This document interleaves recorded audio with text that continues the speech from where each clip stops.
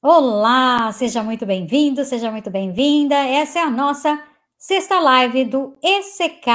Contamos com a sua participação, a sua colaboração num assunto que é bastante instigante, também assim como todas as outras lives têm sido aqui no nosso grupo de estudos. Bom, hoje nós temos uma pequena mudança aí de convidado para os embates. Seria, junto com a gente, o Sardinha. Ele iria participar hoje do assunto em pauta, porém, por motivos de forças maiores, como ele mesmo diz, ele não pôde comparecer hoje, mas ele, com certeza, numa próxima oportunidade, estará aqui com a gente. Bom, nós vamos falar hoje sobre o jovem, as mocidades e as instituições espíritas. E o que tem a ver tudo isso junto e trazer à tona toda uma problemática, entre parênteses, a respeito do jovem na casa espírita. Como é que acontece, né? O que acontece com os jovens? O que eles aprendem? Do que eles se alimentam, filosoficamente falando e religiosamente falando? É isso que a gente vai conversar hoje, lógico, contando com o auxílio de vocês. Lembrando sempre, essa live é interna, ela é para que nós, aqui do nosso grupo ECK, possamos debater e conversar. Depois, essa live vai subir para o nosso canal no YouTube. Você já se inscreveu? Não se inscreveu? Então se inscreva. Lá no youtube.com/C/Espiritismo com Kardec. O Espiritismo, o E é maiúsculo, o com, o C é maiúsculo e o Kardec, o K é maiúsculo.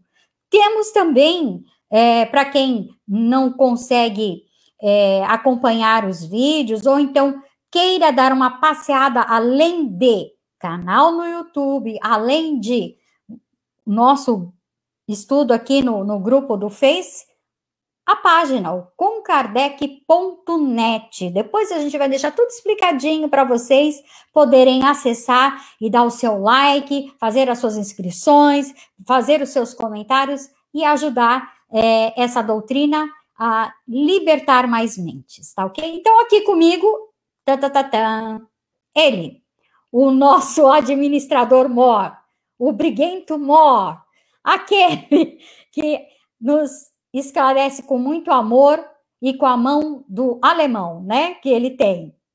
Marcelo, bem-vindo, Marcelo, boa noite. Muito obrigado, Kátia. Eu deixei a surpresa por último. Quem será? Quem será?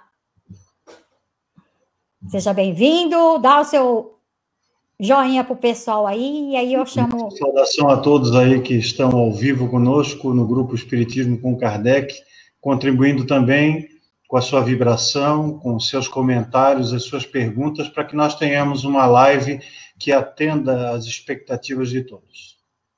Maravilha! E ela, que veio cobrir o buraco do Sardinha, que é, vamos dizer assim, corajosa ao extremo, né, gente? Porque ser convidada de última hora, assim, não é para qualquer um, não é verdade? Mas ela também já trabalha no movimento espírita, ela trabalha em casa espírita, ela é mãe, gente, ela só aguenta o Marcelo 24 horas por dia. Só por isso... Só por isso, a mulher já merece ali todas as folhas de louros da vida. Com a gente, Júlia Schultz.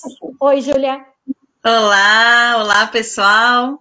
É um prazer estar aqui, né, vivendo na pele essa emoção de me sentir uma trabalhadora da última hora, né? Sardinha não pôde estar conosco e me sobrou coragem e faltou juízo, né? E eu disse, eu tô junto.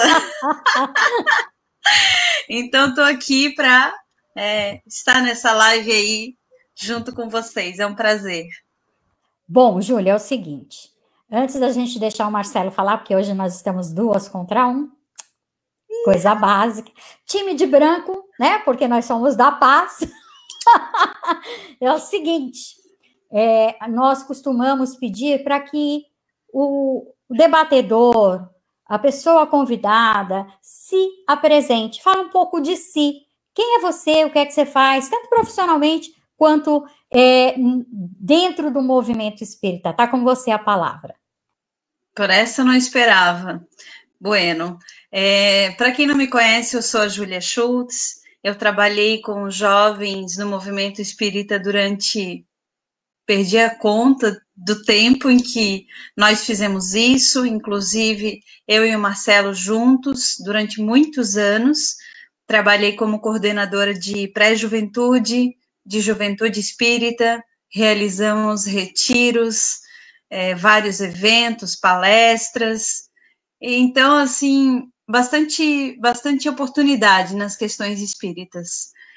Profissionalmente, atualmente, em virtude da pandemia, estou ressignificando minha vida profissional, estou trabalhando como mentora e consultora, não é mentora mediúnica, mas é mentora no sentido profissional, na área de administração, na área pessoal. A Kátia falou, né? Sou mãe, sim, sou mãe de um menino de 10 anos e de uma enteada de 22 anos. Escrevi um e-book chamado Os Filhos da Geração Alfa, que está disponível gratuitamente para quem quiser. E o que mais? Bom, se deixar falar, mulheres vão falar o resto da vida, né? Então, estamos aí com essa repaginação, então, profissional em virtude da pandemia, né? Para quem quiser me encontrar profissionalmente, estou no Instagram, estou no Facebook, como Schultz Consultoria, e aqui estou como Júlia Schultz, em carne, osso e alma e espírito. Maravilha, muito bom. Então, vamos lá, dando partida aí para o nosso estudo, debate, conversa, troca de ideias do final da tarde e noite, e para muitos dias ainda, né? Porque nós temos companheiros do mundo todo aqui, isso que é o mais legal das nossas lives, né? E o bom também é que depois que a gente sobe para o YouTube, aí, meu amigo, ganha asas que a gente nem imagina. Quem é que vai querer começar falando da mocidade e o espiritismo? Eu acho que eu vou deixar o Marcelo falar, por uma questão assim de educação, tá bom, Marcelo? Tá certo. Vamos lá. Afinal de contas, a educação espírita, como disse Kardec, é a grande obra do espiritismo.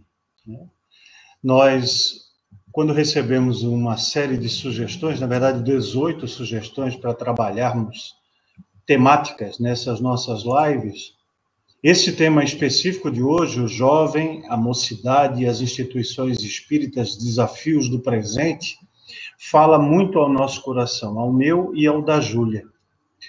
Particularmente, eu trabalhei de 1987, faz bastante tempo, até 2006, com atividades especificamente de educação espírita.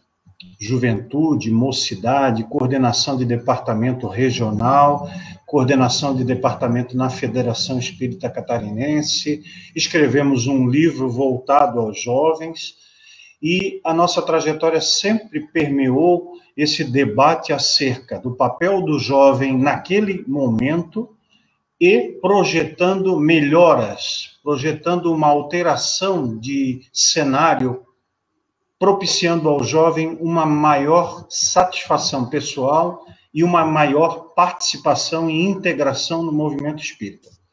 Creio que a proposta de debate desse tema hoje gira em torno disso, de que situação que nós temos hoje e qual é a proposta que nós podemos antever, mas além disso, construir juntos para dar ao jovem uma condição melhor de participação e de vivência no movimento espírita. Esses são os nossos considerandos iniciais. Júlia, quer acrescentar alguma coisa nesse preâmbulo que o Marcelo deu para a gente? Não tenho nada a acrescentar. Segue o fluxo. Segue o fluxo, é isso aí. Vamos lá. Vocês falaram que trabalham desde sempre com... Porque para mim, que veio antes dos anos 80, já é desde sempre, já é vintage. Então, desde sempre. Vocês trabalham com jovens desde sempre. Eu, assim como o Denis, vocês conhecem o Pimentinha da turma? Não, né? Vocês não sabem de quem a gente está falando. A gente tem um apelido interno aqui entre a gente, o mais novinho da turma, né, Marcelo e Júlia, que é o Denis, com a sua esposa. Agora não é mais... Acabaste de falar o apelido dele? Agora não é mais... Viu, gente? O apelido dele é Pimentinha. Por que será? Porque ele é terrível. Porque ele é o mais jovem entre nós também. E a gente chamou ele para participar dessa live. E adivinha o que ele respondeu? Eu vou fazer a maior fofoca da paróquia agora. Não, paróquia não, do ECK. Ele disse que não tem saco para lidar com o jovem. Olha isso, um jovem falando que não tem saco para lidar com o jovem. Fofoquei, mas é uma fofoca do bem. Aqui a gente faz de um tudo. Na verdade, para lidar com essa faixa etária, que é desde piquititico até, 16 anos, né? Nas casas espíritas, algumas ainda até 18 anos. Mas a grande maioria para nos 16, e até pouco tempo atrás tinha um hiato. Entre os 16 e os 18, esse jovem era esquecido. Se quiser, no máximo, vem tomar passe, ouvir o evangelho e volta para casa.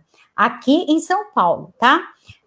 Aqui em São Paulo era mais ou menos assim. Hoje em dia, aqui as casas, com a mudança de lei eleitoral, de possibilidade de entendimento de que ele já está no seu juízo, meio juízo, né, gente? Porque juízo inteiro a gente até hoje não tem, que dirá o jovem.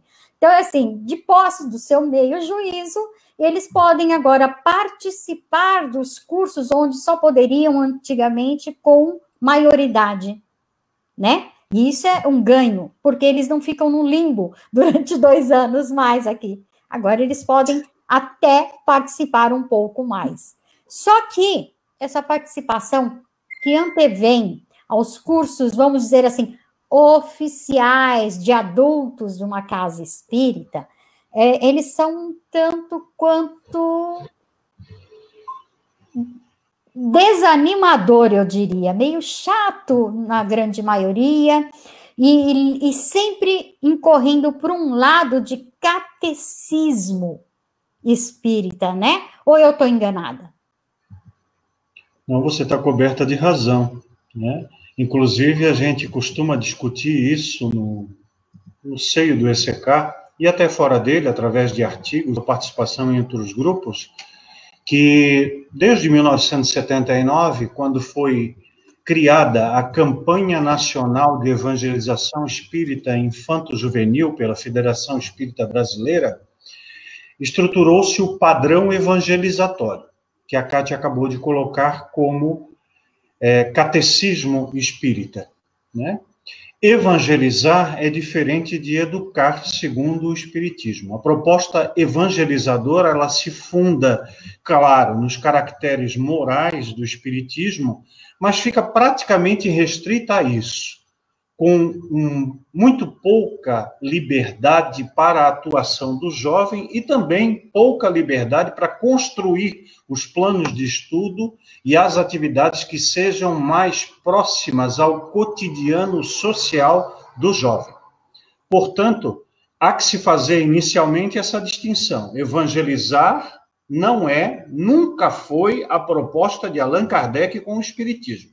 A proposta de Kardec é educar segundo a doutrina espírita. E educar é abrir as fronteiras, abrir as contingências, permitir que haja um amadurecimento paulatino dentro do processo da filosofia espírita e também um processo de integração permanente das crianças, dos adolescentes, dos jovens e dos moços.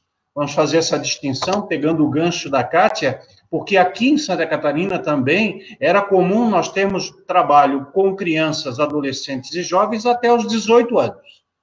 E na nossa época, na década de 90, nós inauguramos, junto com outras casas espíritas, porque na época estávamos à frente do movimento regional da Grande Florianópolis, inauguramos o conceito de mocidade espírita, que é muito comum, por exemplo, no Rio de Janeiro. No Rio de Janeiro se fala mocidades ao invés de juventudes espíritas. Aqui em Santa Catarina só se falava em juventude. E nós criamos o conceito posterior ao de juventude, permitindo que o jovem, ao passar de 18, 19 anos, continuasse integrado em atividades juvenis, atividades educacionais, atividades de integração, e fosse praticamente até os 30 anos trabalhando nessa questão do estudo doutrinário voltado para a sua faixa etária. Então, isso foi um diferencial. E penso que isso seria muito bom de termos nas instituições espíritas espalhadas pelo país todo, impedindo que haja um hiato entre o término da atividade jovem e a integração do jovem em outras atividades de estudo, que são voltadas primordialmente aos adultos. Uma coisa que é bastante interessante, que a gente nota no movimento espírita, é essa delimitação, né, até certo ponto necessária, mas um tanto quanto amadora ainda, no que tange a essa separação de maturidade por faixas etárias, né? As casas espíritas procuram fazer aquela separação, tanto tecnicamente, mas de certa forma até amadora, mas não prestam atenção no conteúdo que se é passado, porque eles priorizam, obviamente, a parte do evangelho.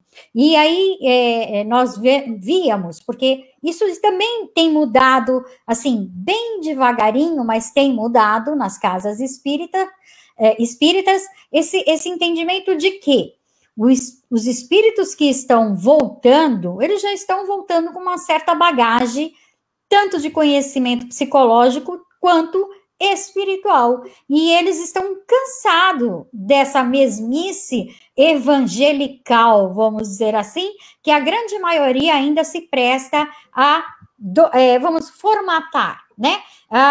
Olha, a evangelização, tanto é que existem casas espíritas ainda que utilizam o termo evangelização infantil espírita. E isso é muito triste, porque formata e delimita as possibilidades, quando nós sabemos que, assim, as crianças, elas têm capacidade de aprender e aprender muito mais, tá? Nós já entendemos isso, algumas casas já fazem isso, mas deveria-se, talvez ali, nesse embrião, que são os jovens, que são as crianças, fazer florescer, por exemplo, o espírito artístico, que faz com que a sensibilidade daquele ser que está ali encarnado aumente e abra, vamos dizer assim, o olhar para um mundo totalmente diferenciado. Ou eu estou enganada? Não, Kátia, inclusive, essa ideia de evangelização me parece uma ideia de colonização do outro, né? E traz justamente isso, uma ideia de você enquadrar, formatar aquele que está chegando ali, né? Então, não se estimulava, e algumas casas ainda não estimulam, discussões, pinga-fogo, não se fazia as pessoas contestarem aquilo que estão, às vezes até nas obras. Por que Kardec disse isso? Por que se fala desse jeito? Por que esse conceito é feito assim até hoje? Onde está isso? O que são mensagens apócrifas? Fazer realmente uma ideia de incendiar, de colocar fogo na cabeça desse pessoal e torná-los espíritas pensantes, coisa que não vemos hoje, infelizmente, no nosso movimento, em muitas pessoas, em muitos movimentos por aí. Nós vemos situações onde pessoas repetem comportamentos e formatos sem haver o mínimo de repensar isso, de discutir, de parar para tentar entender de onde veio, por que isso é desse jeito. Então, é uma coisa que vem também muito da nossa educação lá do passado, onde você não contestava, porque a contestação significava falta de educação, né? E então as pessoas eram autoritárias, e em vez de estimularem justamente o contrário, o crescimento, o pensamento, a contestação saudáveis, as pessoas de maneira geral ainda fazem muito assim, né? Meu pensamento versus pensamento da Júlia versus a Júlia. Então, fazem assim, se eu disser uma coisa que não foi legal, que a pessoa não gostou, ela me ataca. Ela não consegue pensar que aquilo é um recorte de algo que eu estou pensando naquele momento e que eu tenho os meus motivos para pensar daquela maneira. E não se tem uma discussão saudável, então se perde muito com isso. Um outro elemento importante a agregar nessa discussão, aproveitando o que a Kátia falou a respeito das mudanças de gerações, a Júlia é uma estudiosa no assunto, né, que trata a questão das diversas gerações. Hoje, por exemplo, nós estamos na geração Z, né, e estamos nos millennials, que é um outro termo que também é utilizado pela psicologia e pela pedagogia ao analisar esse grande contingente de espíritos, sabemos nós, porque somos espíritas, que estão vindo à Terra já com uma outra envergadura, um outro preparo, um outro desenvolvimento intelecto e moral, e, portanto, não conseguem mais ficar submetidos àquele padrão que foi útil durante muito tempo. Imagine, década de 80, década de 90, até a virada do milênio. Aquele padrão foi um padrão muito útil, muito interessante, e nós temos que ressaltar que produziu bons frutos, né? Muitos jovens daquele tempo hoje são dirigentes, são palestrantes, são pessoas integradas ao movimento. Mas são pessoas bondosas que aguentaram isso. Não podemos mais continuar tratando essa questão do mesmo tipo de padronagem, o mesmo tipo de contato, o mesmo tipo de atividades. Nós temos que diversificar, temos que atualizar a linguagem, atualizar as atividades, porque senão o que vai acontecer? E até eu preparava uma conversa com o Sardinha para a nossa live de hoje, por que é que temos tanta evasão de jovens nos centros espíritas? Essa pergunta vai ficar para a nossa discussão de hoje. Muito bom, né? Uma das nossas frequentadoras aqui do nosso grupo falou assim que na casa dela, eles chamam de infância espírita, até alcançar a mocidade espírita. Interessante isso, né? Isso já é vamos dizer assim, uma atualização muito bem apropriada. A gente aqui, nessa live, nós vamos discutir o movimento espírita, o jovem nessa instituição espírita. Porém, não tem jeito, a gente acaba que abre um pouco o leque para discussão a respeito da própria metodologia utilizada nas escolas hoje em dia, principalmente as públicas, que são totalmente defasadas, totalmente arcaicas e em totalmente desacordo com as necessidades que os nossos jovens têm hoje, que as nossas crianças têm hoje, né? E essa pandemia deixou isso muitíssimo claro, tanto dentro do movimento espírita quanto fora. Porque os nossos trabalhadores arcaicos estão tendo que rebolar para lidar com o espiritismo fora da casa espírita. Né? Estão tendo que correr para aprender a lidar com as novas ferramentas, para poder atualizar o uso de si mesmo perante a doutrina dos espíritos, para poder gerar daí novos entendimentos através de novas plataformas, que é o que está acontecendo. Vocês acham que, por conta disso, isso pode trazer os jovens de volta às casas espíritas? O que tu acha, Júlia? Agora, eu acho que a tecnologia, ela colabora muito nesse aspecto, né? E aí o Marcelo até tocou na questão das gerações. Os jovens que estão hoje nas casas espíritas são os jovens da geração Z. Mais à frente, aquela galera nascida a partir de 2009, 2010, mais ou menos, é a geração alfa. A geração alfa não consegue mensurar o que é um mundo sem tecnologia. Eles são nativos digitais. Então, a tecnologia para eles é muito simples, muito fácil, muito acessível. E aí, puxando um pouquinho para a área do marketing digital, né, tem uma Bambambam que fala o seguinte, ela é uma estudiosa nessa área, né, E ela diz o seguinte: convida a pessoa para botar o dedo na tela para fazer alguma coisa. E isso tem tudo a ver, você convida alguém para interagir. E hoje nós temos ferramentas para isso. Então, quando você tem lives, eu vou ver a live a hora que eu puder. Não preciso ver a live agora, vou ver mais tarde. Eu vou colocar a extensão do Google no Accelerator e vou ver rapidinho, não vou ver em 1 hora. Ou então eu vou juntar uma galera mais à frente, quando passar a pandemia, vamos ver juntos um conteúdo que estava lá atrás. Né? Ou então plataformas que permitam em que a gente possa interagir, que a gente possa fazer pontuação, né? Lá atrás, eu e o Marcelo fazíamos vários jogos com os jovens, sem essa tecnologia toda.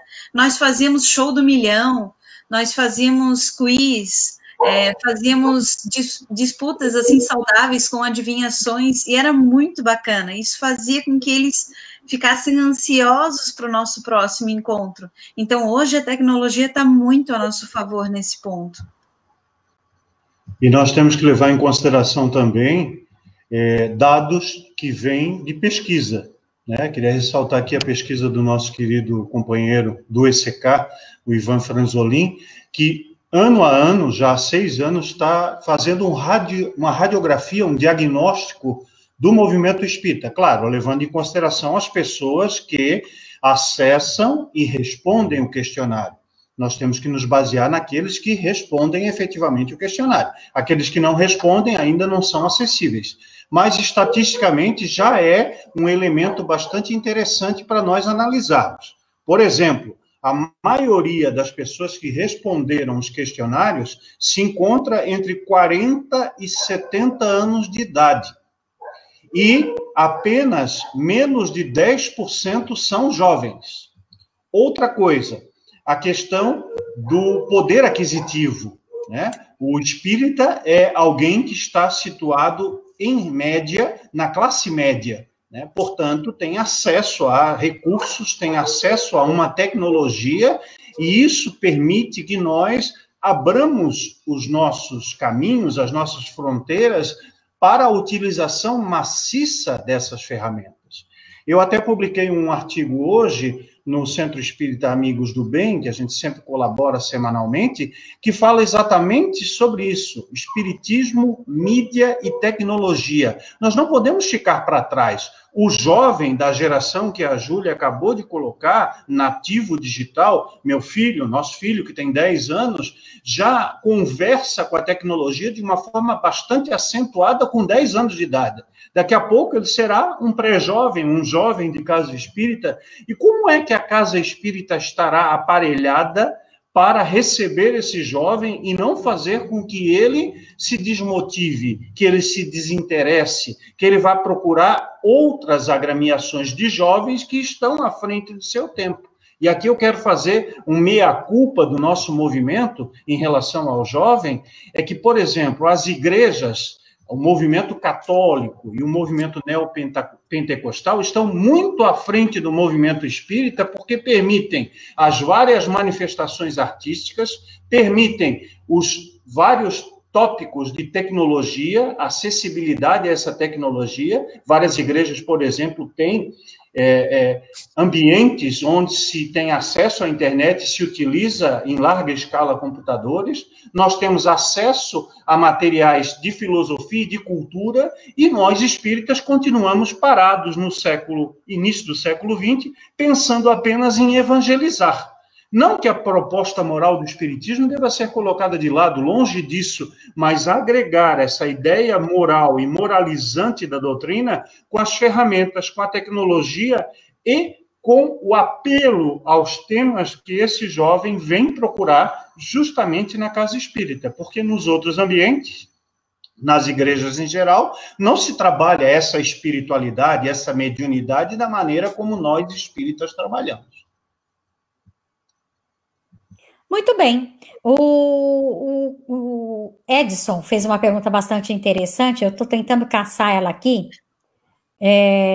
Ele disse assim: por que dirigente espírita tem dificuldade em deixar os jovens estudarem por si só? Há mesmo necessidade de um adulto acompanhando? Há ou não há? E aí? E aí? Eu acho que os dirigentes têm medo de passar o bastão. Boa parte deles vai ficar para a semente. Essa é a minha verdade, né? Então, tem medo de delegar. Está ali no controle e não quer permitir, porque não vai perder o controle e as coisas não vão sair da maneira como ele acreditou que deveriam ser as coisas. Agora deixa o Marcelo incendiar. Olha, tem um outro elemento aí a agregar, né?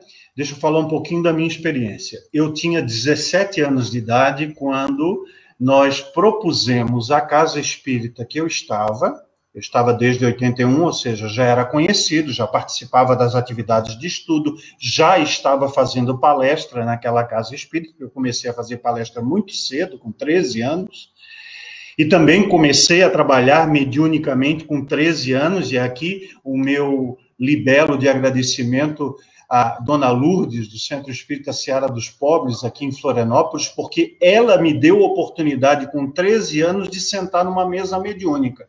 Quando a grande maioria dos adultos acha assim, jovem não tem condições de estar numa mesa mediúnica porque ele ainda não está formado totalmente. E aí, Allan Kardec trabalhou com médiuns adolescentes, com médiuns jovens, e naquela época não havia nenhum preconceito em relação a isso, por causa da questão das faculdades, da psicossomática mediúnica que era aplicável. Mas então, de 87 até 89, durante 2 anos, então, a diretoria da casa colocou um adulto para pagear, vamos usar uma expressão antiga, né? Para coordenar, para supervisionar as atividades da juventude que tinha sido criada depois de mais de 20 anos sem juventude naquela instituição. Isso corrobora a pergunta da Kátia, isso corrobora a colocação do Edson. Os jovens têm condição plena de desenvolver um projeto, um plano de ação, um plano de estudo e de gerir autonomamente a sua atividade de educação espírita. Não é absolutamente necessário, até contraprodutivo que nós coloquemos um adulto lá para coordenar ou para estar presente nas atividades da educação espírita infanto-juvenil. Por quê?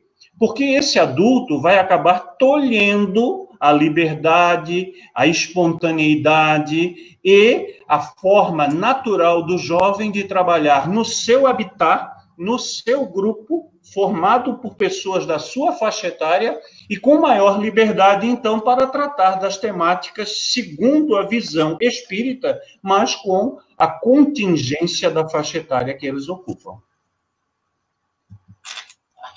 Sim, é uma necessidade muito grande que nós temos de, pelo menos, parar e repensar o formato que a gente está utilizando nos centros espíritas hoje, porque a Valéria até falou num dos comentários, existem ainda expositores e trabalhadores, dirigentes das casas espíritas que dizem exatamente isso, desliga o celular porque isso vai atrapalhar, magneticamente falando. Pode ser que ocorra isso, talvez, numa aula prática, num exercício prático mediúnico, onde nós sabemos da dificuldade que nós temos, nós, do Ocidente, em concentrar. Da dificuldade que nós temos aqui do Ocidente em entrar, em manter essa concentração. Então, nesse sentido, pode haver que haja uma dificuldade entre uma pessoa ou outra, mas isso não é uma lei, isso não tem absolutamente nada comprovado que magneticamente sofreremos alguma mudança. Até porque, por falar em ondas de rádios, nós sabemos que existem canais e canais, onde um não interfere no outro. Que dirá os canais espirituais, né, gente? Que são sutis, que respeitam, que conhecem as nossas ferramentas. Agora, com relação à troca de experiências filosóficas, científicas, de conteúdo doutrinário, não faz o menor sentido esse tipo de ação, né? Uma outra coisa importante, Kátia e Júlia, é falar a linguagem do jovem. Eu até essa semana eu pesquisei um pouquinho, a gente vem estudando muito as mídias sociais, até pelo trabalho do Espiritismo com Kardec, que a gente precisa estar onde estão as pessoas e precisamos atentar para perguntas, para as colocações que são feitas. Então, eu fiz uma pesquisa, né, e constatei que o Facebook tem muito acesso dos adultos, mas pouco acesso dos jovens. Os jovens preferem hoje o TikTok e o Instagram, e tem muito mais interesse por vídeos do que por textos, e vídeos curtos, porque vídeos longos, palestra de 1 hora, de 45 minutos, o jovem já não quer saber. Vou deixar a bola para atender uma pessoa. E aí o que acontece, né? Esses jovens já não liam muito antes, né? Agora, com a facilidade da tecnologia, vão lendo menos ainda. Tem uma pesquisa que eu acessei recentemente que informa, inclusive, que existe uma tendência de o Google começar a apontar vídeos como respostas das nossas perguntas. Então, quando alguém acessa o Google e coloca lá o que é espiritismo, então ele está tendo uma tendência a colocar alguns vídeos como respostas para essa pergunta e não necessariamente textos. Né? Isso porque os jovens estão lá e cá, né? Eles estão muito antenados com muitas coisas ao mesmo tempo. Isso eu vejo bastante até no nosso menino que tem 10 anos, e ele está no celular e na televisão e fala com um amigo e desliga aqui, e às vezes a gente quer que ele foque, olha, ou o celular ou TV, mas no fundo é um sistema dele, e é o nosso sistema antigo de querer o foco num ou no outro, que faz com que a gente, às vezes, não perceba que isso, na verdade, é uma aptidão dos jovens. Não é que ele não está prestando atenção, pelo contrário, ele está prestando atenção em ambas as coisas. É o tipo de capacidade que eles já têm nisso, como você bem falou agora há pouco, sobre capacidade nativa deles a interagir com o eletrônico. E nós que temos filhos com TDAH, nós sabemos das dificuldades que eles têm, por exemplo, em se concentrar em uma coisa só. Eles precisam de pelo menos 3 coisas ao mesmo tempo para poder não perder a concentração. Isso é muito louco para nós, porque a gente acha que para manter a concentração, e a gente aprendeu isso até com os orientais, você tem que focar numa coisa só. Nós não estamos preparados e nem sabemos lidar com essa novidade, que para não perder a concentração, eles precisam de mais de uma coisa, porque, vamos dizer assim, a voltagem deles é outra, né? Nós não estamos preparados para entender, e aí, o que antes os nossos pais diziam que era malcriação, nós dissemos hoje, até há um pouquinho de tempo atrás, eu e o marido, que eles são muito teimosos. Não, eles não são teimosos, eles estão numa outra vibe, num outro entendimento, e a gente precisa ter essa sensibilidade também de entender e captar essas diferenças, né? E se a gente parar para pensar, nós estamos sempre, pelo menos, uma geração atrasada em relação à geração que está sendo educada. Então, se faz muito necessário entrar na linguagem deles, entender como é que eles funcionam, e uma das melhores coisas para isso é justamente perguntar para eles, né? Como é que você gosta de assistir? Como é que você gosta de aprender? Como é que isso te chama a atenção? O que você acha disso? E permitir que eles tenham voz e muitas vezes voto para que eles possam efetivamente despertar o interesse naquilo que vem por aí. Exatamente. Eu estava pesquisando também essa semana sobre as mocidades, né? Eu andei entrando em vários sites, vários grupos no Facebook, várias páginas, e constatei que, atualmente, também não é grande novidade, mas só para que a gente contextualize isso, os jovens eles estão buscando 3 núcleos de temáticas para trabalhar nas juventudes e nas mocidades. A temática dos relacionamentos e da sexualidade, muito natural, em função de toda a questão hormonal. a busca de espaço e de apoio para as suas atividades na instituição espírita, ou seja, como que o jovem pode angariar confiança, respeitabilidade e granjear espaço para as suas atividades. E o último, que até apareceu aqui numa contribuição de um participante da nossa live, como que o jovem consegue lidar satisfatoriamente, de uma forma equilibrada, com a sua mediunidade, ou seja, com a sua espiritualidade, com o contato com o mundo espiritual. E aí eu pergunto, a casa espírita está preparada para atender essas 3 necessidades temáticas? Ela tem condições de propiciar ao jovem a interpretação desses contextos segundo os fundamentos que estão contidos nas obras de Allan Kardec? Ou ela vai deixar a própria sorte? Ou ela vai deixar que aqueles conteúdos duvidosos, embora obtidos mediunicamente, porque a mediunidade é apenas um canal, uma plataforma, um instrumento, e nós não podemos aferir de antemão se não utilizarmos os critérios de Kardec para sabermos se a comunicação vem realmente de um espírito superior ou ela vem de um espírito pseudo-sábio, de um espírito zombeteiro, e, portanto, nós temos uma infinidade de livros atualmente que são mediúnicos, que são produzidos pelo intercâmbio da mediunidade, mas com conteúdo extremamente discutível e prejudicial até à contextura da doutrina dos espíritos. Claro que a liberdade de escrever e de publicar faz parte, inclusive, do contexto do livre-arbítrio que é explicado pela doutrina dos espíritos.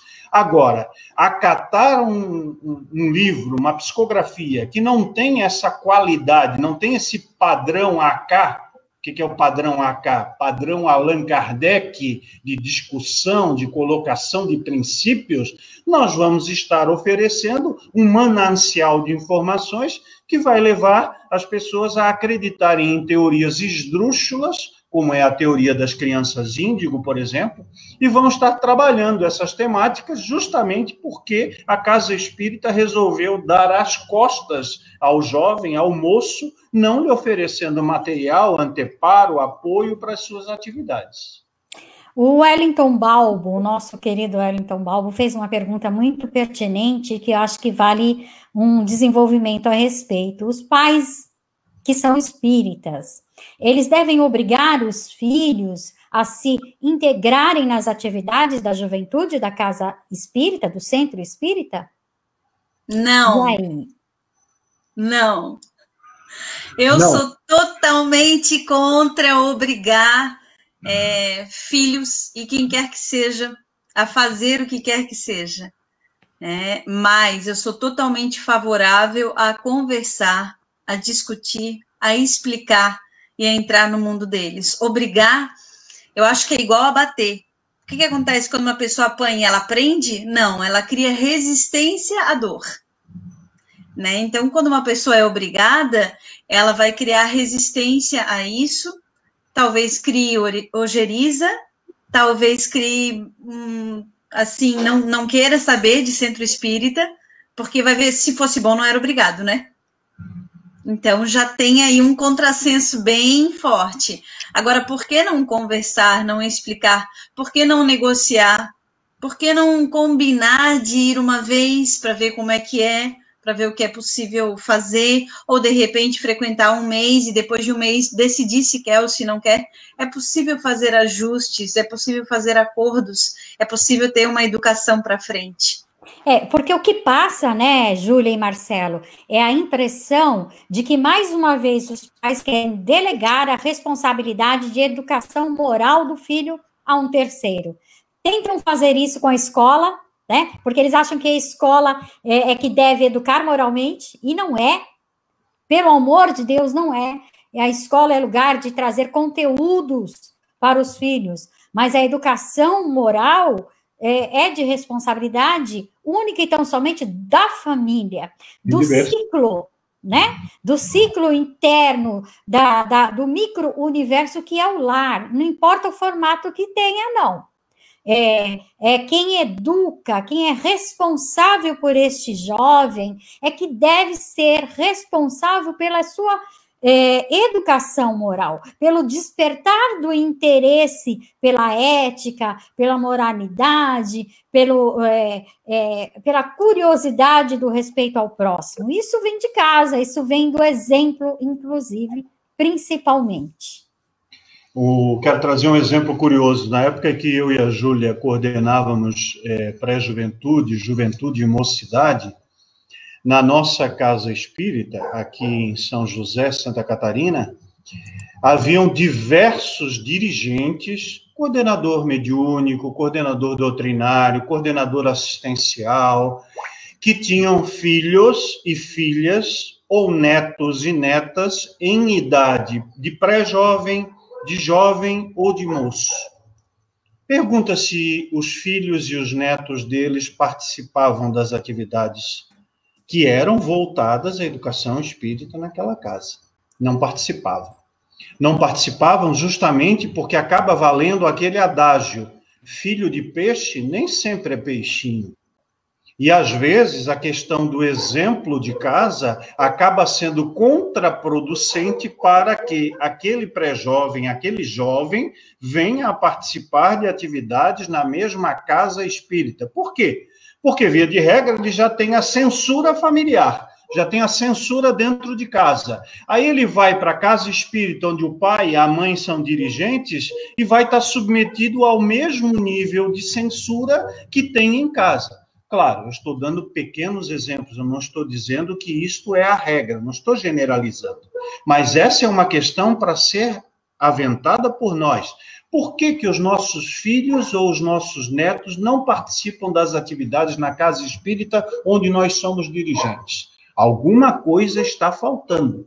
E está faltando justamente porque ainda, dadas as nossas limitações, nós não conseguimos ser espíritas o tempo todo. Nós não conseguimos ser espírita 24 horas por dia.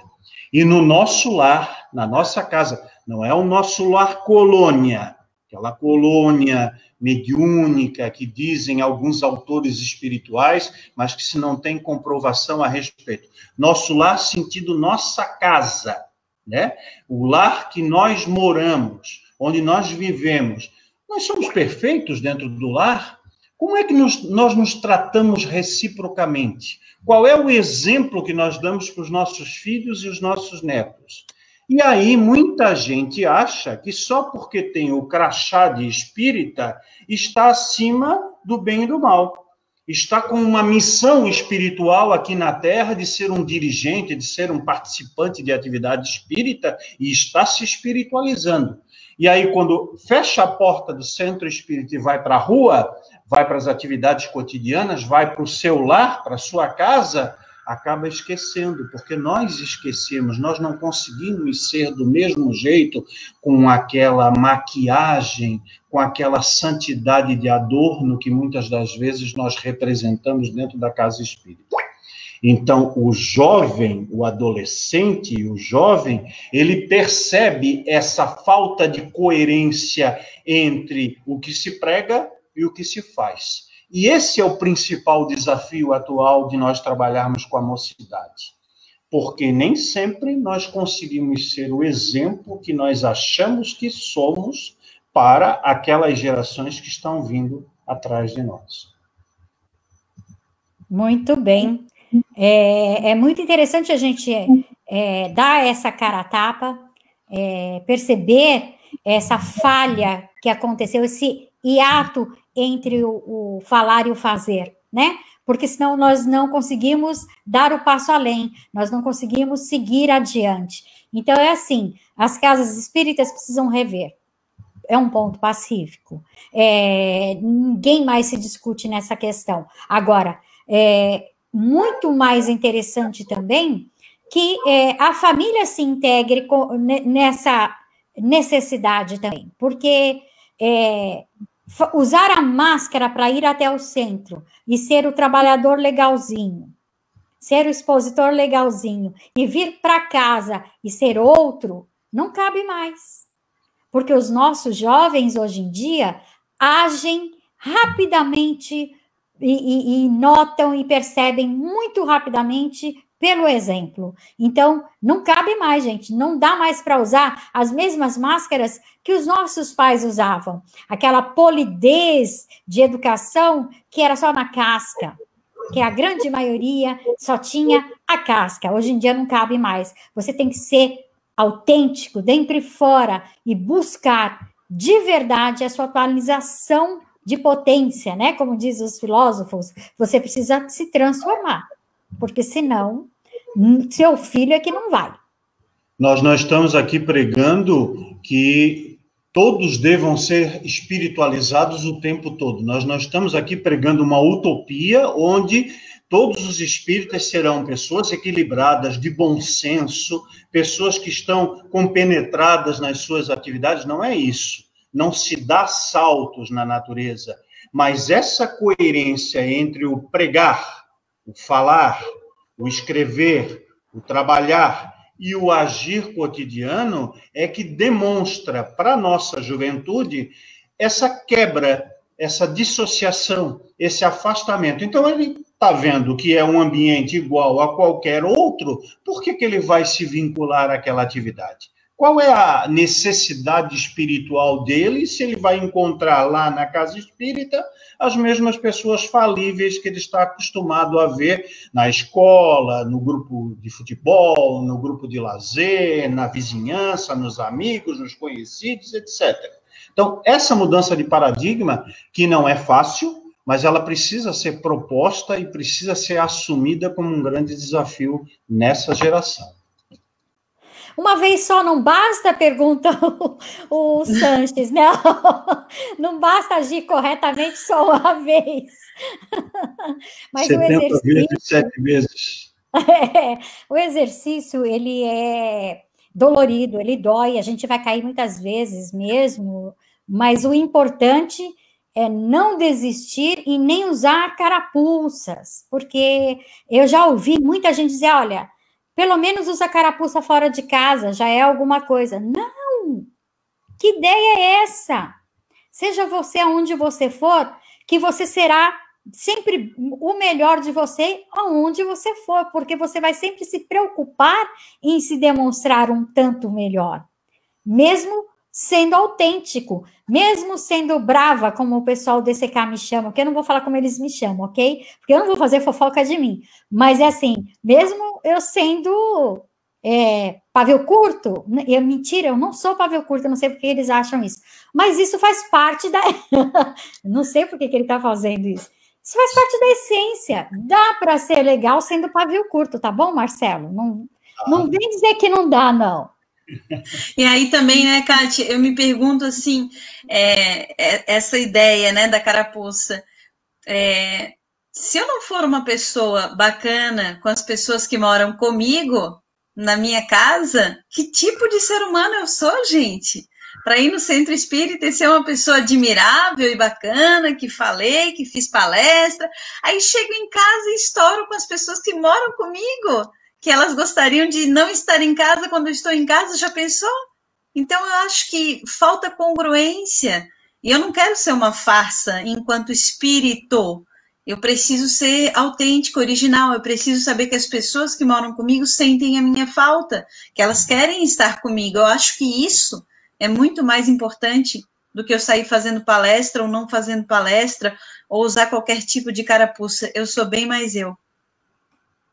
O Kátia, nós temos hoje, na frequência do ECK, né, os nossos quase 11 mil participantes, e tenho certeza que nessa live nós temos muitos dirigentes, muitos coordenadores de casas espíritas. Eu quero trazer aqui alguns dados que eu pesquisei durante essas 2 últimas semanas. Isso é a voz dos jovens espíritas que eu acessei, que eu ouvi, que eu li, e, portanto, eu vou apresentar os 6 problemas principais que o jovem vê na instituição espírita hoje. E é para isso que eu chamo a atenção, tanto dos que estão nos assistindo ao vivo, quanto os que vão assistir depois o vídeo, porque tem que se concentrar nessas questões, porque senão aquela evasão dos jovens vai se multiplicar por 100.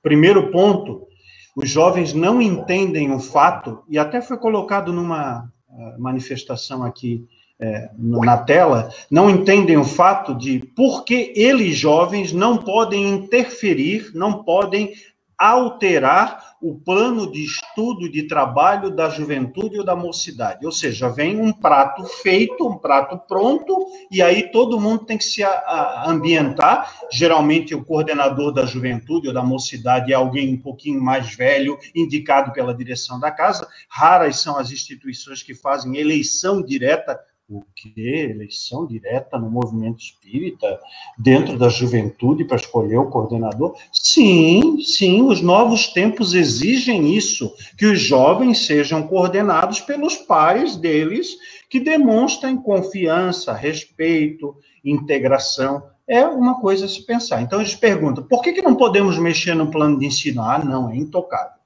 Segunda questão, que é a reclamação dos jovens. Por que as instituições são refratárias a mudanças institucionais? Do tipo assim, aquele discurso, time que está ganhando não se mexe. Então, não pode fazer uma alteração estatutária para permitir que os jovens participem da casa? Por quê? Não pode permitir que o jovem esteja frequentando uma reunião mediúnica antes dos 18 anos? Por quê? Onde é que está o fundamento disso? Terceiro ponto, o jovem não tolera a mediocridade. Olha aí, hein? Mediocridade, palavra pesada, forte, mas que é o quê? Aquele jeitinho de fazer de qualquer jeito. Ah, não, vamos fazer assim, não tive muito tempo de preparar o estudo, não tive muito tempo de preparar a palestra, vai de qualquer jeito mesmo. Ou então o coordenador ficou doente, vamos arrumar um substituto de última hora. Olha aí a mediocridade. Também não aceita o modelo de autoridade institucional tradicional, verticalizado, de cima para baixo, do dono da verdade, do dono de centro, né? E tem ele, jovem, um apelo pela excelência, pela qualidade. Todo jovem procura qualidade. Qualidade na música, qualidade nos esportes, qualidade no lazer, qualidade no que ele vai assistir, no que ele vai ler, no que ele vai pesquisar. Na casa espírita também tem que ter qualidade. O quarto ponto, e esse é gravíssimo, o jovem constata falta de transparência nas ações institucionais. Ou seja, o centro não publica o seu balancete com as receitas e despesas do mês, o centro não divulga quanto ele arrecadou de doações ou de contribuições dos associados, e o jovem não concorda que haja uma contradição entre discurso e prática. Então, pregamos aqui que vamos ser o planeta regenerado, quando, na verdade, as pessoas que frequentam a instituição estão bem longe do padrão regenerado, estão bem longe do padrão de bons espíritos. E aí a gente olha um para o outro e diz assim, todos erramos, todos somos falíveis, então vamos, de qualquer jeito, vamos ver quando for possível, a gente melhora o nosso padrão institucional. Os jovens também reclamam que, apesar de gostar muito da mensagem espírita sobre Jesus de Nazaré, nós temos uma ênfase enorme apenas em Jesus, quando haveriam outras questões para serem abordadas nos planos de ensino e nos trabalhos do jovem, inclusive questões das obras de Kardec. Quando é que se estuda, por exemplo, a Gênese? Quando é que se estuda o céu e o inferno? Quando é que o jovem tem acesso à literatura da Revista Espírita, que é um manancial formidável para trabalhar? Raramente. Ele trabalha um pouquinho do Livro dos Espíritos e a grande ênfase é no Evangelho segundo o Espiritismo. Então, ele quer saber todas as nuances da doutrina dos espíritos. E, por último, ele contesta a ideia de que nós tenhamos um movimento que é dependente de revelações mediúnicas, como se somente os desencarnados pudessem produzir conhecimento espírita.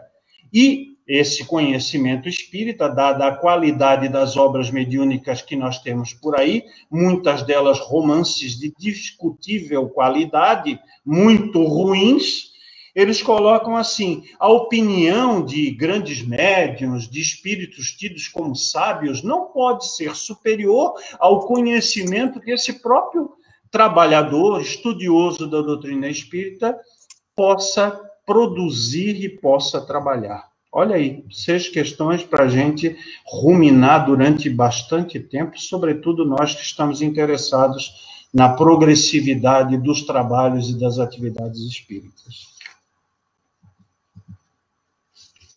Uma coisa interessante que nós vamos ter que formatar tudo, né? Pega lá, releia, reveja e tente tirar daí grandes lições. A Nádia falou um pouco tempo atrás aí, e como as participações são bastantes, graças a Deus, ela disse assim que depois que você conhece um pouco, conhecer a fundo a doutrina precisa de muito tempo. Mas a partir do momento que você conhece, você toma conhecimento do básico da doutrina dos espíritos, você não consegue ser mais 2 pessoas em locais diferentes. Se você está sendo assim, é porque você ainda não entendeu o básico e a essência doutrinária. É verdade. Muito bom. Porque a gente não consegue mesmo ser outra pessoa em locais diferentes. Você pode estar um dia mais, vamos dizer assim, distraído, mais alegre, menos alegre, porque todos nós passamos por essas inconstâncias da vida, são as vicissitudes que fala até mesmo no Evangelho, nossa parte hormonal, que também tem a parte que cabe.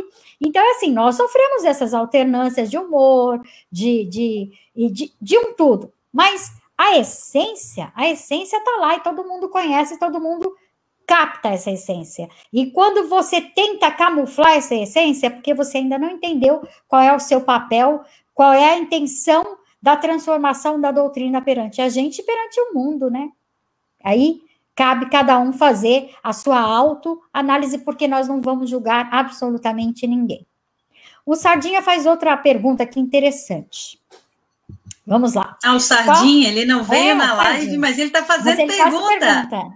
Esse é o Sardinha. Ele sai da lata. E aí, Sardinha? Qual a imagem de Kardec que é apresentada ao jovem? Eles têm acesso ao caráter imensamente jovial e questionador do mesmo?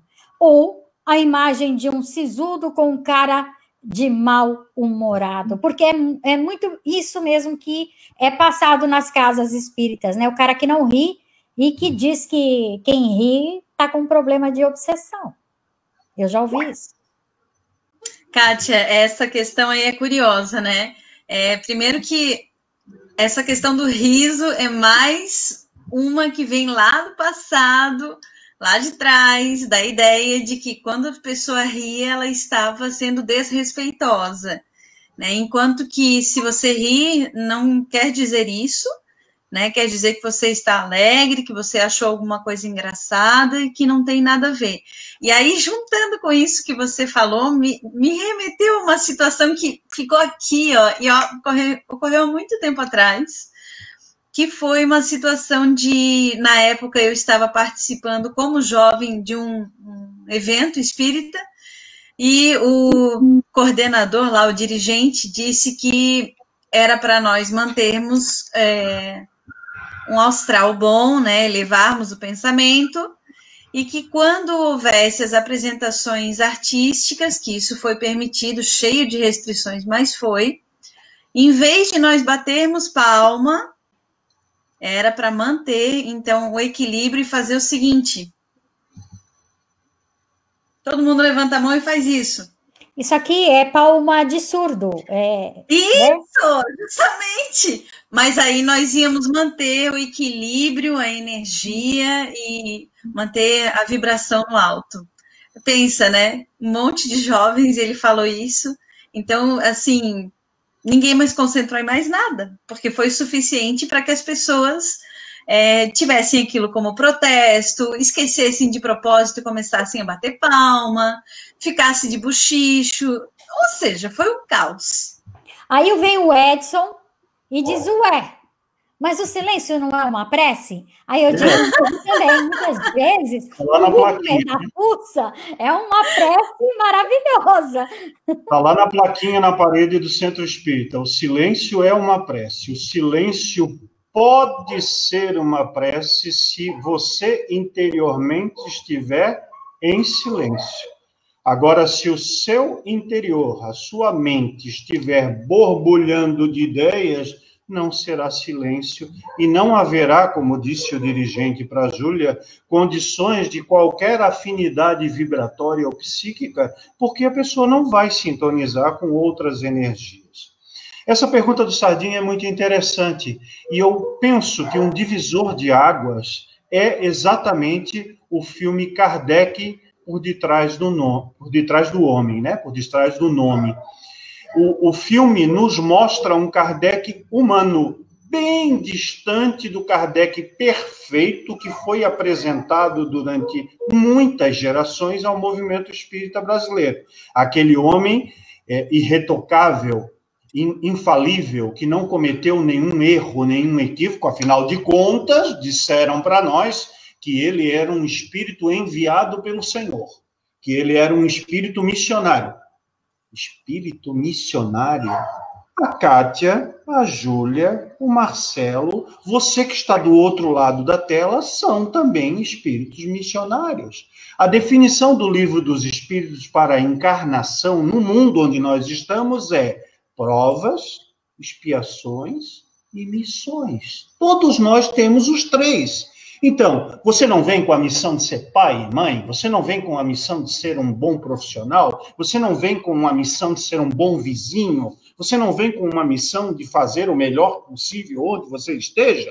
Então, todos nós somos missionários. Agora, se santificou, e aí se criou aquela imagem sisuda que está na capa dos livros, né? Porque era a conjuntura da época, não se fazia fotos sorrindo, nem haviam fotos, né? Nós tínhamos pouquíssimas fotos naquele momento da segunda metade do século XIX. Tínhamos desenhos imitando, né, uma fotografia de hoje, né, trazendo ao máximo possível a expressão facial, mas era uma recomendação de não sorrir nas fotos, né, nas imagens retratadas, nos retratos.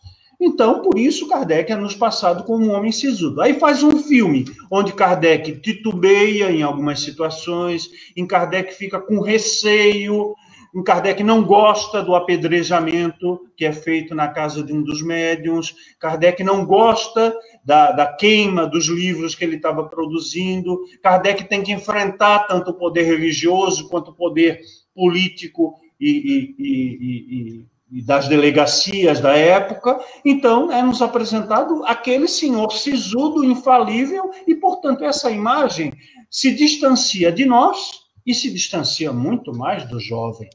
Se nós humanizamos o personagem Kardec, como humanizamos a cada um de nós conseguimos alcançar no segmento jovem a confiabilidade.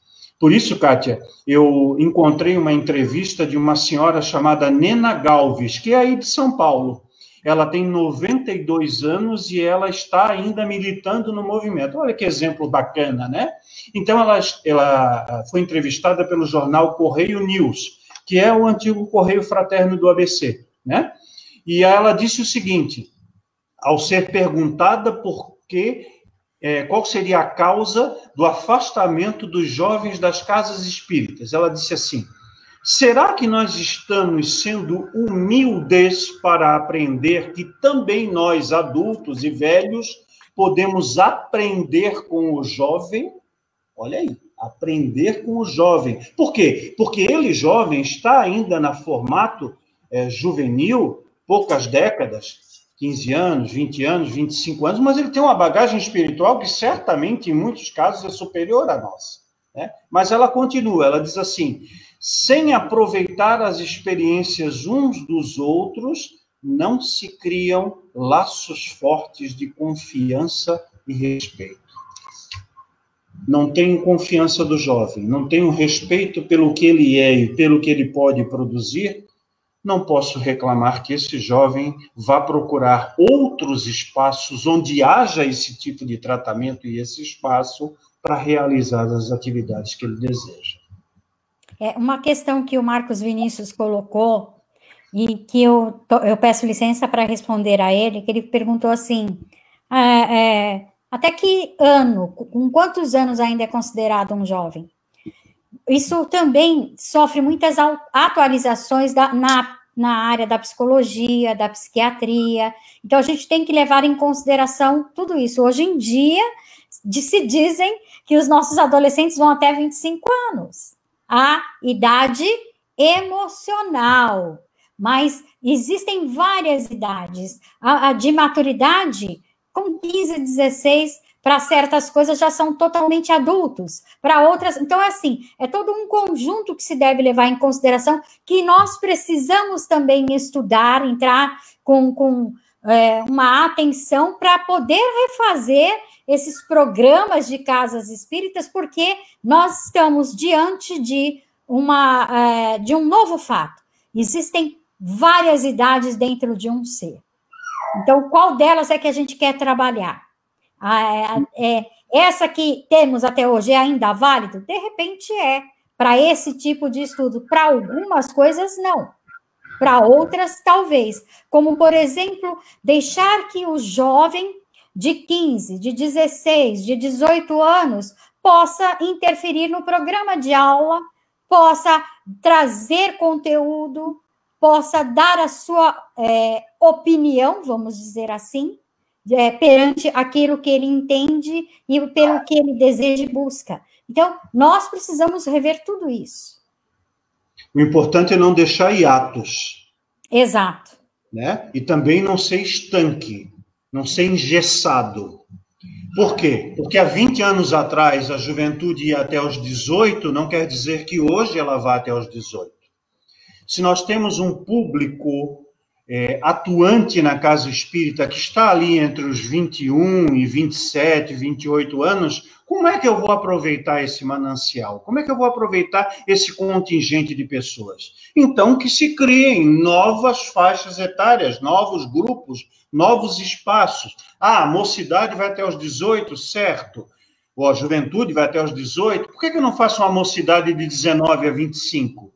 E por que eu não faço de 25 a 30 um grupo de estudos avançados? Era assim que nós trabalhávamos na Casa Espírita, eu e a Júlia.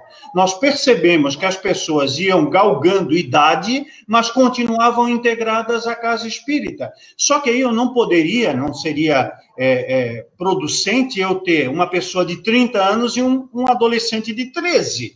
Porque esse de 13 iria trabalhar conceitos e iria ter dificuldade de se expressar justamente na presença, iria ficar inibido, ia ter dificuldade de falar a mesma língua do de 30. Então, nós graduamos e fizemos outras divisões. Então, ficamos com uma até 18, depois uma de 19 até 25, e depois criamos um grupo de 25 até o infinito. Ou seja, né, Júlia, não dá mais para formatar... Nós tínhamos 50 anos nesse último grupo. Exatamente. Okay. Não tem mais como colocar numa caixinha, né? Vamos formatar e colocar nessa caixinha daqui assim, ali assar. Não dá mais. Nós vamos ter que rever isso. E até essa questão que o Marcelo falou era bastante comum no primeiro grupo que nós tínhamos, que primeiro não, era o segundo, que era da infância para a pré-juventude. A passagem da pré-juventude para a juventude era bastante comum eles não atingirem a idade inicialmente convencionada e eles serem promovidos antecipadamente para a juventude. E eles faziam maior farra, maior festa, porque agora eles se sentiam grandes, né? E aí iam para o próximo grau. E acho que é possível ter grupos de estudos segmentados, né, e de maneira que contemplem também idades a partir de 25 anos, a partir de 35 anos, de, 40 anos, onde as pessoas possam se sentir confortáveis. O que não dá é aquilo que o Marcelo falou e que a gente presenciava aqui, né, grupos com pessoas com 60 anos e com 13 anos. E aí o de 13 se sentia mega deslocado, de 60 arrombava, né, que era a pessoa que estava lá que sabia muito. E aí os outros não fazia muito sentido. E aí a gente se perguntava, isso é uma juventude? Não é porque a pessoa tem 60 anos que ela não vai ser jovem, não é nada disso. Eu estou querendo classificar a questão do ambiente de grupo de centro espírita. Tem pessoas de 90 anos que são mais jovens do que pessoas de 13. Né? Então, é uma coisa onde precisa ver realmente uma segmentação pela bagagem espírita que a pessoa já tem, pelo que ela já andou, por outras questões afora. Bom senso é a palavra, né? Associar o momento que você está vivendo, o cenário que você tem, o público-alvo que você destina e fazer pequenos ajustes, pequenas modificações, porque a doutrina espírita é progressiva, é mutável. A doutrina espírita, enquanto estrutura central, ela obedece os princípios, mas a aplicabilidade da doutrina às nossas vidas, ela está condicionada aos padrões de progresso que a sociedade, que os grupamentos, que os grupos de trabalhadores ou de participantes do centro espírita possa voluntariamente utilizar e empregar. Perfeito. Nós temos no ECK, por exemplo, no conselho, pessoas que são jovens há mais tempo, como, por exemplo, o Edson, o próprio Marcelo, são jovens há mais tempo. Eu e a Júlia já somos jovens há menos tempo. E nós temos jovens de mais e menos tempo, e a gente precisa aprender a lidar com isso e saber fazer essa separação no momento exato, da forma exata, para cada tipo de trabalho e estudo, inclusive. Então, é assim, temos uma gama enorme de trabalho a ser feito, mudanças enormes para serem feitas, e acho que a arte, nesse quesito de atrair o jovem, tem um papel, vamos dizer assim, principal. Por quê? Porque nós sabemos que ao longo da história da humanidade, a arte sempre foi utilizada como palco de contestações, onde traz ideias, pensamentos novos, formas novas de lidar, inclusive com pensamentos antigos, e aí trazer a atualização desses pensamentos. Então, é muito importante que nós aprendamos a lidar com a arte até mesmo na hora de passar conteúdo. Você mas sabia de forma... que está na codificação? Isso que você acabou de falar está na codificação? Está nas obras de Kardec? Está na minha codificação. Olha só, em janeiro de 1869, procurem aí os nossos amigos estudiosos da Revista Espírita desse fascículo, janeiro de 1869. Tem uma comunicação do espírito do Cornet, que é um artista desencarnado. E a dissertação se chama As Artes e o Espiritismo. Olha o que ele diz. Campos imensos, completamente inexplorados, abrem-se à juventude atual, juventude de 1869, que dirá a juventude de hoje, de 2020, diante de todos aqueles que poderoso sentimento de convicção impele numa direção, seja ela qual for. Aí ele diz, literatura, arquitetura, pintura, história... Tudo receberá do aguilhão espírita um novo batismo de fogo necessário para dar energia e vitalidade à sociedade expirante, ou seja, a sociedade que está morrendo, porque ela terá esculpido no coração daqueles que aceitarem essas novas verdades, as verdades espíritas, um ardente amor pela humanidade e uma fé inquebrantável em seu destino.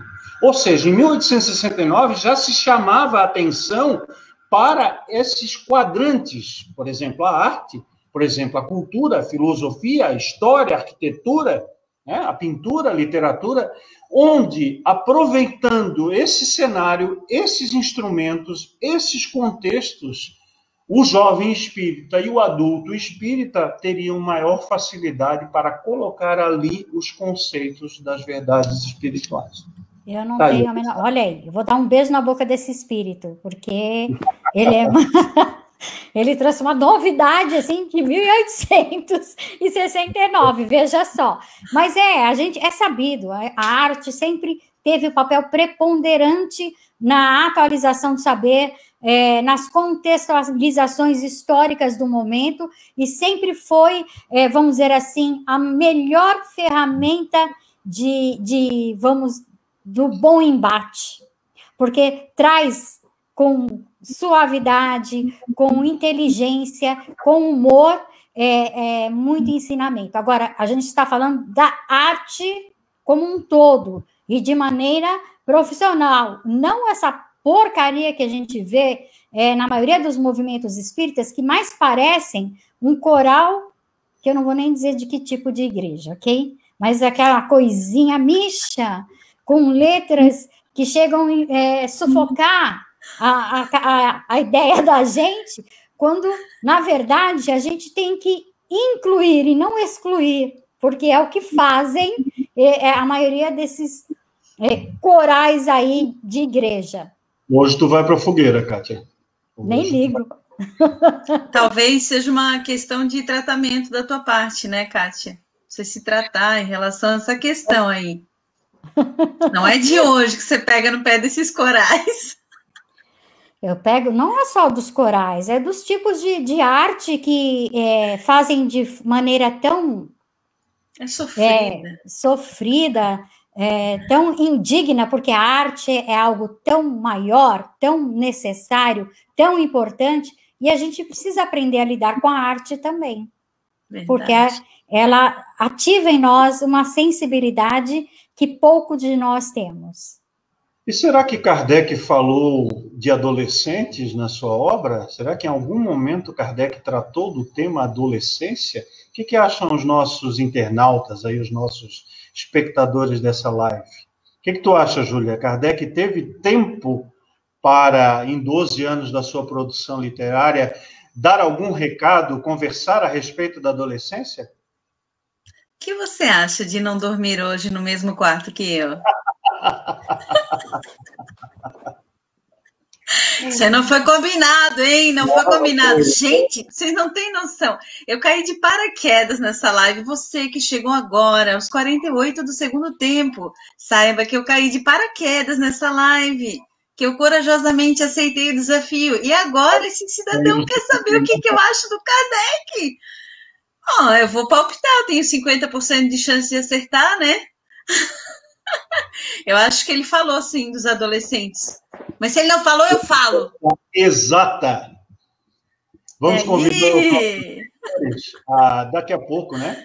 Pegar o Livro dos Espíritos. Sim, o Livro dos Espíritos. A base fundamental da doutrina espírita. Questão 385. Kardec pergunta por que o adolescente, né, se observa nele uma mudança de caráter. Olha aí, uma mudança de caráter, né? Geralmente, quando o indivíduo está saindo da adolescência, ele muda o seu caráter, muda a sua convicção, muda o seu comportamento. E os espíritos responderam a Kardec. É justamente nesse momento, e não aos 7 anos de idade, como a gente ouve e lê por aí em textos ditos espíritas, que utilizam um quadrante da psicologia da década de 90 já completamente superado, onde a criança assumia a sua personalidade com 7 anos de idade, o que não é verdade. Na verdade, o espírito já vem assumindo facetas, quadrantes da sua personalidade com o tempo. Então, o espírito responde a Kardec assim: é nesse momento, na adolescência, que o espírito retoma a sua natureza que lhe é própria e se mostra qual era. Ou seja, começamos a demonstrar efetivamente o que somos e para que viemos na vida. Por isso que é importante olhar para o adolescente, que é contestador, que é transformador, transformista do seu contexto, com olhos um pouco mais pedagógicos, com olhos um pouco mais compreensivos, para entender que aquele turbilhão de mudanças hormonais, corporais que ele está passando, também caracteriza o processo de terraplanagem, de acoplamento, de integração espírito-corpo de uma maneira mais pontual. E ele poderá, então, a partir daí, demonstrar com maior profundidade, com maior caracterização, os valores e os componentes espirituais desse espírito imemorial, atemporal que todos nós somos. Muito bom. Então, Kardec falou, né, Júlia? Tá vendo? Falou, Nem tá doeu. falado. Nem doeu. Aí tem gente que é muito amiga minha, a Marta Noves, ou Novis, falou que quer que eu fale mais sobre corais. Não, não posso, eu só sou moderadora hoje, tá bom? Olha aí, eu saindo de fininho. Isso é muito bom, gente. Olha, nós já estamos chegando nos nossos minutos finais. E aí, é óbvio que a gente não consegue esgotar o assunto, porque, ainda bem, nenhum assunto espírita é esgotável. Não existe aquele assunto que a gente consiga, assim, olha, falei tudo que tinha para falar. Não vai existir isso. Mas aqui é um embrião, é um caldeirão onde a gente consegue falar, puxar para pensar e refletir, e tentar tirar daí um novo início, uma atualização de entendimento, ou então um aprofundamento das questões, para que a gente possa futuramente fazer um pouco da diferença e trazer ali os elementos necessários para que uma casa espírita se torne, de fato, o que é uma casa espírita, como diz, pelo menos, ou como disse no seu livro, o Herculano Pires, o Centro Espírita, né? O que é o Centro Espírita? O que é que nós fizemos do Centro Espírita? Nós precisamos rever alguns pontos. Nós transformamos os nossos centros espíritas mais em igrejas espíritas do que um centro, um aglutinador de ideias filosóficas de consequências morais. Infelizmente. Então, nós precisamos, sim, desses debates, dessas reuniões, aonde nós consigamos, juntos, fomentar outras ideias e, quem sabe, trazer essa essência que adormeceu por mais de 150 anos. Né, Marcelo? Suas considerações finais, depois eu trago a Júlia, tá bom? Bom, eu quero agradecer a você que esteve conosco até agora e que nos permitiu descortinar esse tema importantíssimo para a atualidade espírita, que é o trabalho com o jovem. Justamente pela contingência de nós investirmos com afinco, com entusiasmo, para afastar esse hiato que existe entre o trabalho das pré-juventudes, das juventudes e das mocidades espíritas com as atividades consideradas carro-chefe das instituições, diminuindo a distância que há entre pessoas e as próprias atividades. Buscar a integração desse jovem no contexto total da casa espírita, chamar o jovem para participar, oferecer-lhe oportunidades para que ele possa contribuir, já que é um espírito já de bastante bagagem espiritual, contribuir para a renovação, para a transformação, para a progressividade dos ensinos e dos estudos espíritas. Aproveitando esse desfecho, eu quero fazer um merchandising. Quero divulgar o meu livro, que foi publicado em 2007 pela editora M, de Capivari, São Paulo, que é o Túnel de Relacionamentos, Adolescência e Sexualidade. Um livro que nós escrevemos baseado na nossa experiência de mais de 20 anos de atuação no movimento jovem, para tratar de temas que os jovens precisavam trabalhar naquela época. Como os temas do livro permanecem atualíssimos, eu estou trazendo para divulgar a você que tem jovens, que tem adolescentes em casa, ou que está envolvido na casa espírita com atividades voltadas à criança, ao adolescente, ao jovem, ao moço e ao adulto, que possa servir não como a última palavra, não fechando questão sobre esses temas, mas como uma bibliografia espírita para trabalhar todos os temas relacionados à adolescência, à sexualidade, à juventude, ao comportamento humano e espiritual na casa espírita. Agradeço essa oportunidade de divulgar o livro, de tratar essas ideias, e lembremos que essa live vai virar um vídeo e que esse vídeo ficará disponível no nosso canal no YouTube e também ficará disponível no ECK, onde perguntas, comentários, colocações, contribuições poderão ser feitas para, quem sabe, nós continuarmos aperfeiçoando esta temática. E talvez no futuro, depois de nós esgotarmos os 18 temas inicialmente previstos, venham outros 2 companheiros aqui para tratar com outro enfoque, outras ênfases, o tema jovens, juventude espírita e instituições espíritas, os desafios do presente. Muito obrigado.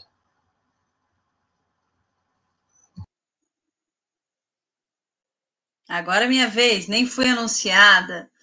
Bom, foi um prazer estar aqui com vocês nessa oportunidade que eu caí de paraquedas. Foi uma delícia falar sobre esse tema, visto que a gente passou por aí vivendo muitas situações de juventude, retiro e outros eventos espíritas, e desejo que nós possamos estar juntos numa próxima oportunidade, aí não de paraquedas, né? Venho de outro formato, e mando um beijo bem grande para todos vocês. Até a próxima. É isso aí, pessoal. Esse foi mais um live, foi a 6ª live do ECK. Lembrando que durante a semana a gente vai subir para o YouTube, nosso canal no YouTube, e contamos com o like de vocês lá no YouTube e também, se quiserem, colocar novos comentários. Esse foi um apanhado geral sobre o que é o jovem no movimento espírita. Nós, como bem disse o Marcelo, futuramente vamos pegar em detalhes e, quem sabe, conseguir aí destrinchar um novo modelo ou pelo menos uma nova ideia para que a gente possa trazer e firmar esses jovens no espiritismo. Beijão para todos e muito obrigada. Tchau.